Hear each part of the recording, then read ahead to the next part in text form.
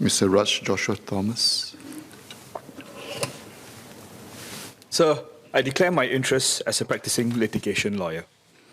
And as a litigation lawyer, I have from time to time come across a situation in which a client with a genuine and reasonable commercial claim shies away from pursuing their claim due to the potential legal costs they could face if they were not successful in their action. Of course, all cases, regardless of the merit of the claim, have the potential of not succeeding due to various factors like the performance of witnesses or the introduction of new evidence or counterclaims. So there is always a risk that a litigant could ultimately lose and be saddled with the cost of both its own lawyers and that of the other parties. In this regard, conditional fee arrangements, or CFAs, will provide some comfort to potential litigants to pursue their claims, as their lawyers' fees will be contingent on them winning their case. A typical CFA in the UK, for example, stipulates that a lawyer acts on the basis that he will be paid nothing in fees if his client loses his case. In the event that the client succeeds, he would be paid his normal fees and may also earn an uplift agreed in advance over and above the normal fees. Importantly, the fee uplift must be based on lawyers' normal fees, not the quantum of damages awarded. This same type of arrangement will now be allowed by the amendments to the LPA. I support the amendment of the Act to allow for CFAs. As stated by the Minister, the amendments will help enhance access to justice, level the playing field for Singapore lawyers vis-à-vis other jurisdictions that already allow such arrangements, and discourage lawyers from pursuing weak and frivolous claims, as they run the risk of not being paid in the event they do not win. Aside from these, there are ancillary dimensions that the relevant authorities and lawyers should consider once CFAs are allowed. I will cover three areas. First, the ethical considerations in structuring and offering CFAs. Second, after the event insurance. And third, ensuring that lawyers retain reasonable latitude to determine the terms of their CFAs. As regards ethical considerations, lawyers are bound by duties owed to their client. These duties may sometimes create tension with the financial pressures of running the business of a law firm. CFAs may exacerbate these tensions as they give the lawyer a more pronounced financial interest in the outcome of the matter underlying the CFA. For example, depending on the terms of the CFA, a lawyer may find himself in a situation where, although it may be in the client's interests to accept the settlement offer, it may not be in his, because he may not get paid anything. The converse could also be true. If a particular CFA treats a settlement essentially as a win, it may lead to the lawyer advising the client to take the settlement and to forego proceedings because there is a guaranteed fee to be earned as compared to going to trial or the arbitration hearing, which would still bear some risk. This could lead to undersettling, which is an issue that has been identified in the UK's implementation of CFAs.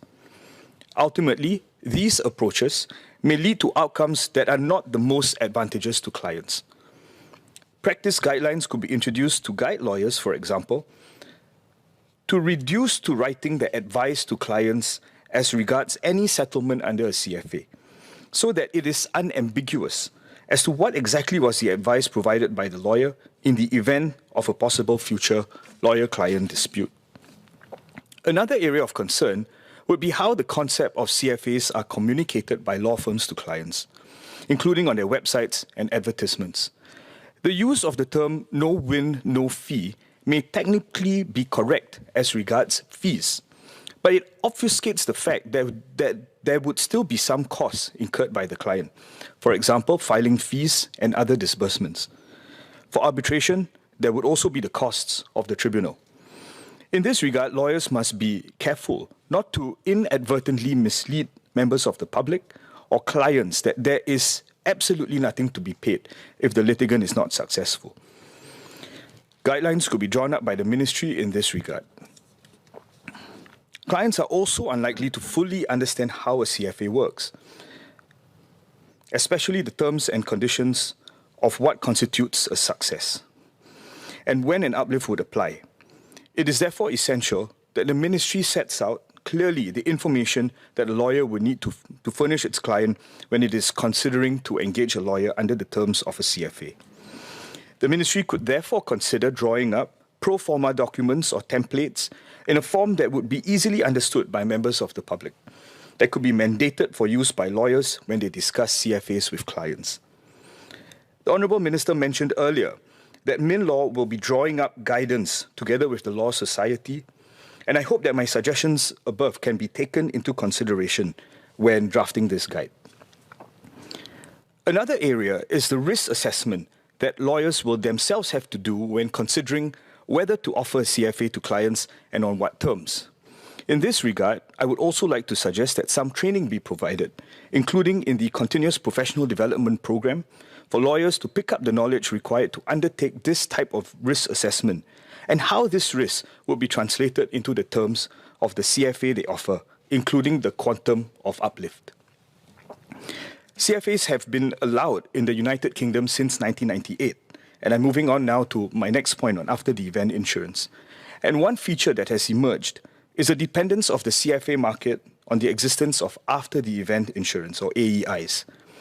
AEIs are designed to assist litigants by allowing them to offset some of their legal costs in litigation, in particular, the costs of the other party's lawyers if they lose their case. AEIs also allow a litigant who may have a perfectly viable case but limited financial means to obtain access to justice. Several insurers in Singapore already offer AEIs, not only for arbitration, but for civil and commercial litigation as well. I am, however, unable to find statistics on how prevalent the use of AEIs are. Nonetheless, AEIs are a useful feature for litigants to consider, as CFAs only ameliorate the risk of bearing their own lawyers' fees if they lose their case, but not the opposing party's costs. This will further the objective of access to justice, and the Ministry and the Law Society may wish to consider increasing public knowledge and understanding of these insurance. In this regard, the use of AEIs may increase with the introduction of CFAs. As such, it would also be important for the Ministry and MAS to monitor how AEIs are being offered and whether it is necessary to introduce regulations on such insurance schemes to ensure that insurance companies do not occupy a gatekeeping position in the civil justice system. Finally, sir, the new Section 115B7 will empower the Minister to make regulations on CFAs. These include that the Minister may prescribe, amongst other things, the form, the terms and conditions of CFAs, the maximum limits on remuneration or costs, including the uplift fee, information a solicitor must provide to a client before a CFA is entered into, and requirements as regards parties to a CFA. I would urge the Ministry to regulate the market with a light touch to allow lawyers to negotiate terms appropriate to the complexion of each case. For example, providing for the payment of basic or interim fees or fees arising from ancillary proceedings that were not originally envisioned when the CFA was entered into. Sir, on the whole, CFAs will support the development of the legal sector in Singapore and provide an avenue for litigants with limited means as long as the ethical and commercial implications are addressed through regulation where necessary. Provision to make these regulations are also included in the amendments and will be rolled out by the Ministry accordingly. Sir, notwithstanding my clarifications and suggestions, I support the bill. Thank you, Mr. Speaker, sir.